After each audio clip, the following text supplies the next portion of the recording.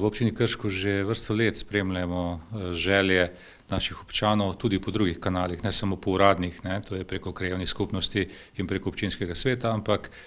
tako tudi, da lahko sporočajo svoje težave in pobude občani neposredno. To smo izvajali prej skozi anketo, in sicer je bila enkrat letno opravljena anketa, kjer smo ocenjevali delo občinske uprave, hkrati pa smo zaprosili tudi za določene pobude, in tega se je nabralo kar precej. No, kasneje smo vpeljali, mislim, da v letu 2016, pobude preko računalnika, skratka, preko mobilnih naprav je možno te pobude oddajati, teh se je nabralo že preko 300 v tem času, kar kaže na to, da občani želijo prispevati k neposrednemu upravljanju.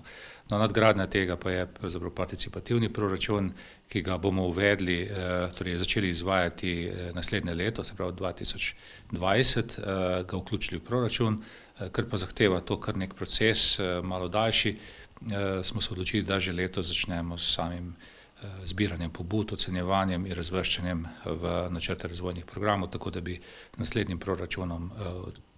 te projekte, ki bodo izbrani, uvrstili tudi v proračun. Glede na izkušnje, ki smo jih dobili v drugih občinah, se pravi, nekatere občine, predvsem na Primorskem,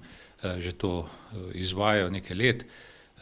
smo ugotovili nekje ali pa predvideli približno 140 tisoč evrov. Sicer je občina razdeljena na 7 sektorjev, se pravi po več krajevnih skupnosti skupaj, za vsak sektor je predvidenih 20 tisoč evrov.